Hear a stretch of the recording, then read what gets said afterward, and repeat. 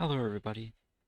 Sorry for the long pause in video production, but I will be recording the last couple videos for the analysis series, basically all in today. I won't be uploading them at the same time, but they will be uploaded eventually. Um, and so I will be moving on to abstract algebra afterwards. So these last few videos, we're going to talk about the derivative, the mean value theorem, and the fundamental theorem of calculus.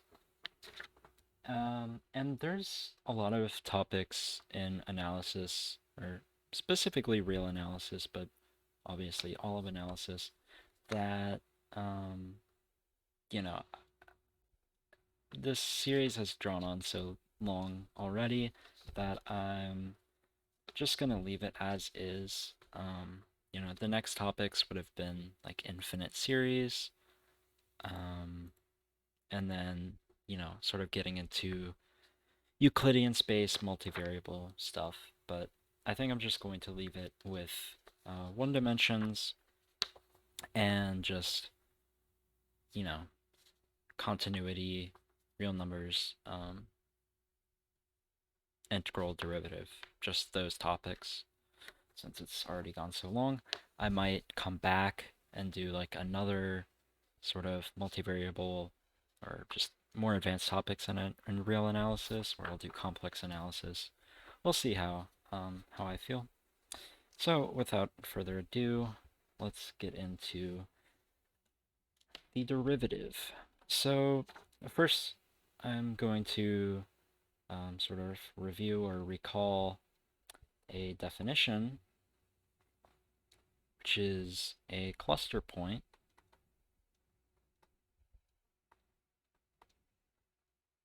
of a set D.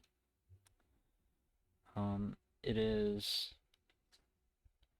a point A such that, and A doesn't necessarily have to be in D, but we'll see. A such that there exists delta greater than 0. Actually, sorry. Such that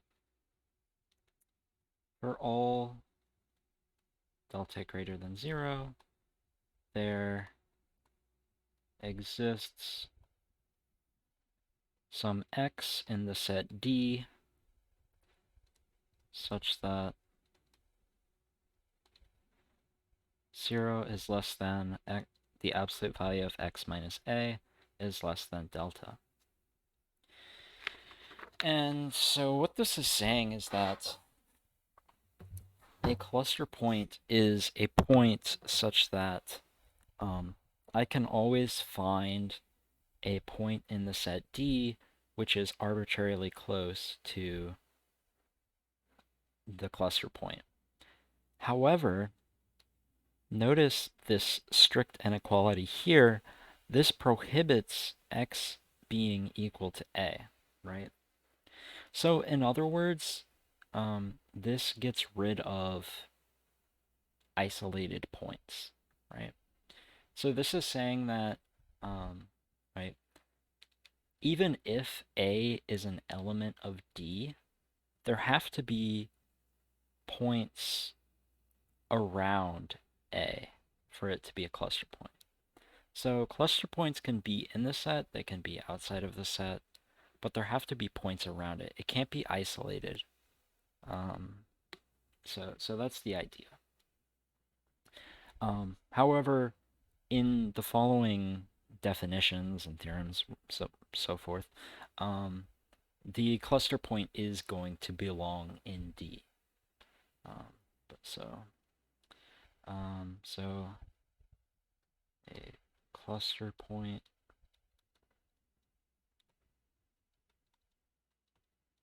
may or may not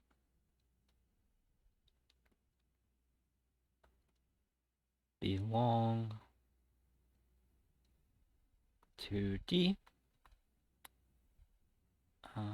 But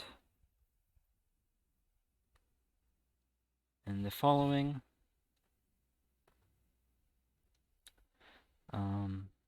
the cluster points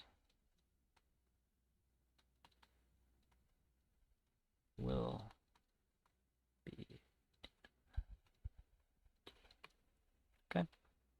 So just to throw out that definition, because we're going to be using it a lot, just to remind us of that definition. So the first thing we are going to start with is defining the derivative. So if x naught is, let's just say x naught in D is a cluster point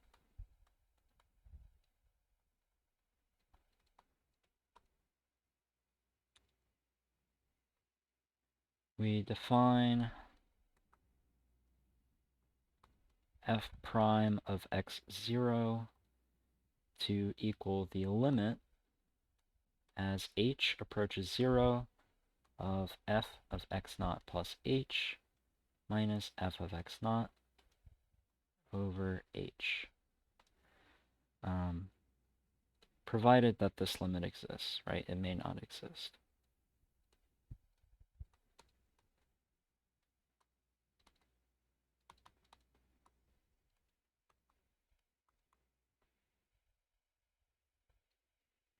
So this is, so this f prime of x0 is called the derivative of f at x naught. Okay. So just here to elaborate on some terminology, D is the domain of f, and the limit is taken in such a way that right, h approaches 0 in such a way that x naught plus h is in D, right? So we may think of, right, if we're just working over an interval, then we don't really, have to worry about this.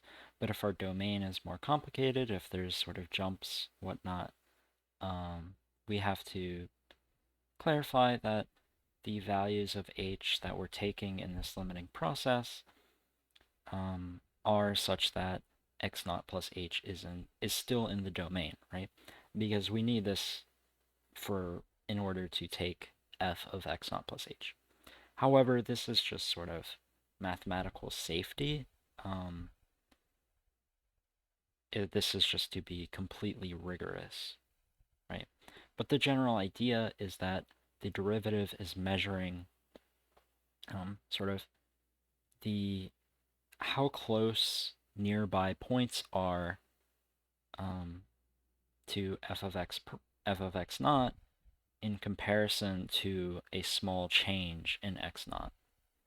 And so this difference here, f of x naught plus h minus f of x naught, we're just going to denote this as a delta f. Really, this delta f is sort of like a bad notation because it doesn't indicate x naught or h, but it will be clear through context. Okay. Now we are going to define something which is going to seem very similar, and really it is the same definition. It just, some definitions are used in different contexts is all. So we are going to say f is differentiable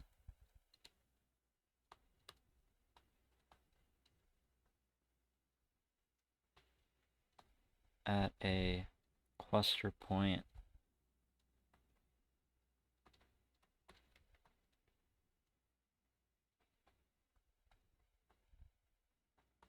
if there is a linear function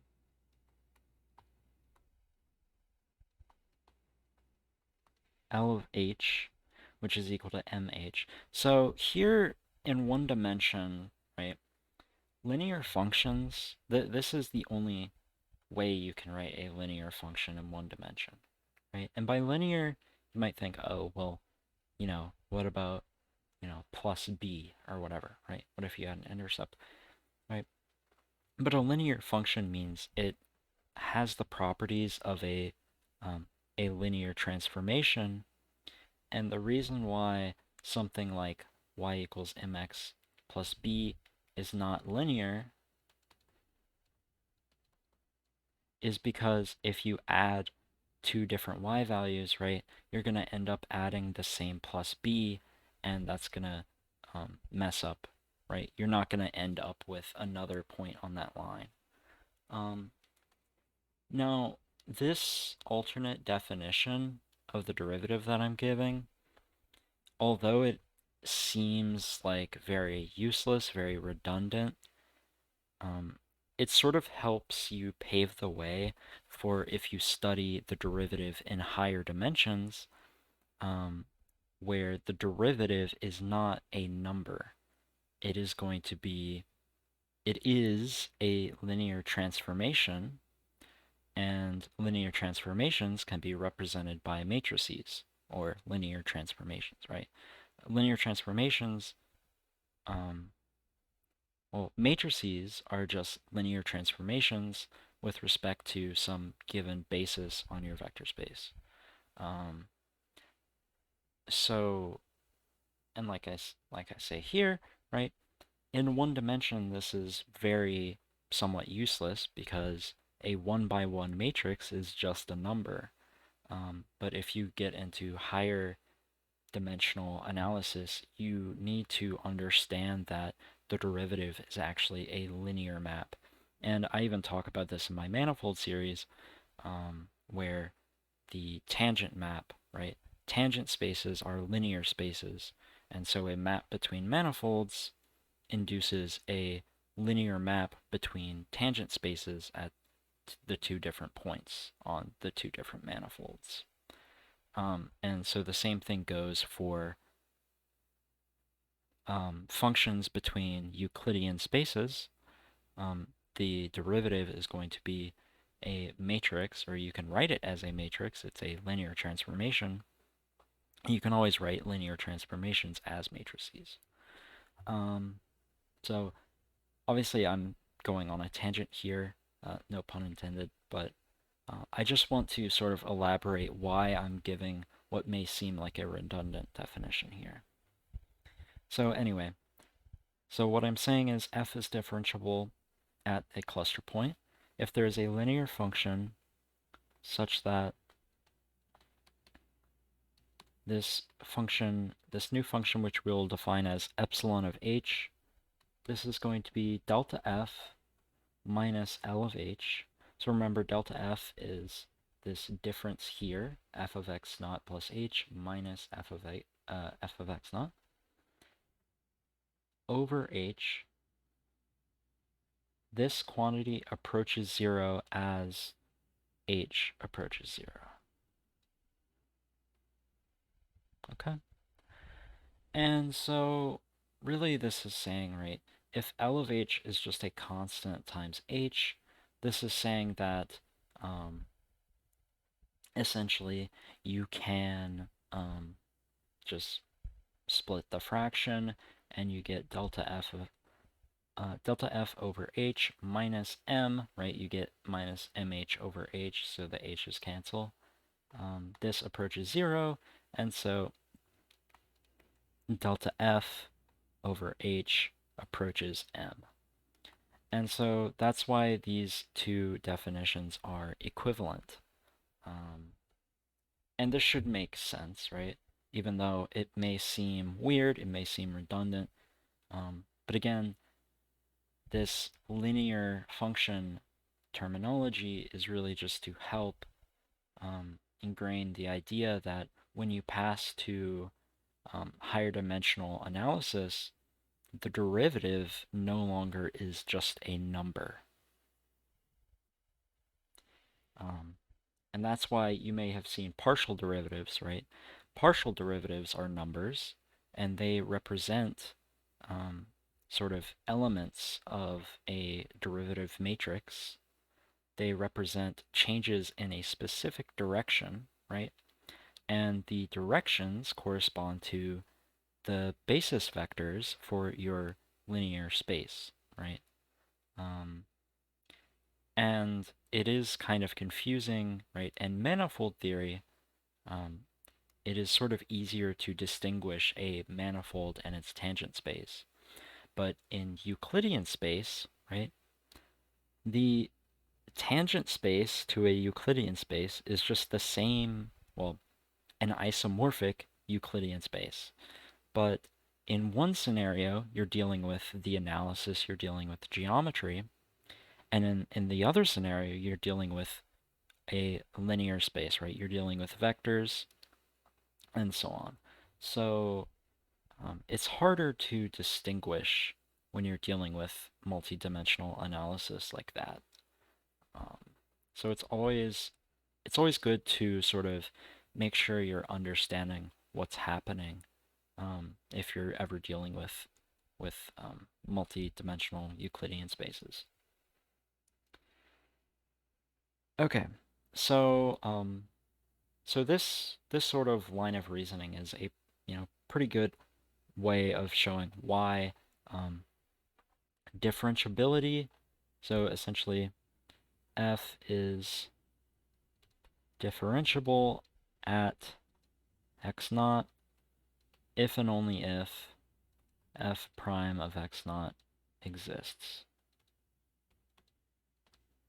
Here you have on one side you have a linear function f of L of h equals mh, and on the other side you have the derivative equaling m. Okay? So to wrap up this video, we're going to prove a very important result, which is going to connect differentiability to the topology of the real numbers, right? And just like how we define the Riemann integral, and it's sort of not anything that comes naturally out of topology, but we showed that Riemann integrable functions are continuous, and continuity is a topological property. And the same thing is going to go here if f is differentiable at x naught, then f is continuous at x naught. And the proof is relatively simple, right? So we want to show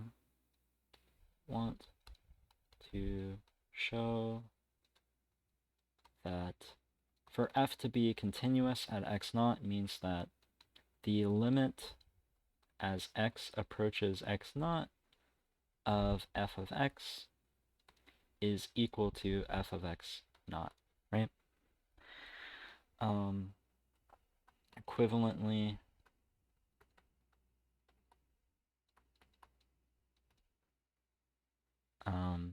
we can write this as the limit as h approaches 0 of delta f equaling 0. And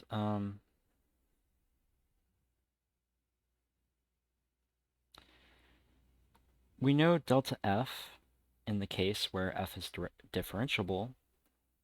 We can go look at this definition of epsilon of h, right? And we can solve for delta f. We get delta f equals L of h plus epsilon of h times h. And let me just box this, okay? So now I'm going to plug this in here. And remember, L of h is just f prime of x, not h. And so we have a common term of h that we can factor out. And so clearly as h goes to 0, right, we have h multiplied by bounded terms, right? F prime of x is just a number.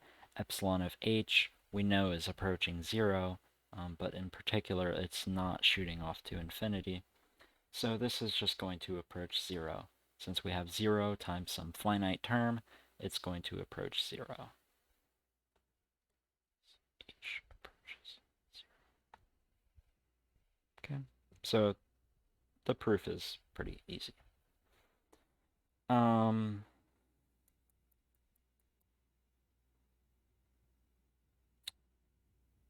Yeah, so that's going to be it for this video. As an exercise, so now basically you have the key tools and ideas to work with derivatives rigorously. And you may have done this at least rigorously if you've taken a calculus class. I know like sometimes they push the limit definition. Sometimes they push proving different derivative rules, and you should try this, right? So, try taking derivatives of simple functions like a linear function or a constant function using the limit definition. Try examples like f of x equals ax plus b, or f of x equals c. And also try proving rules for um, for taking derivatives of sums of functions, products of functions, and compositions of functions. So anyway, that's it for this video, and I'll see you in the next one.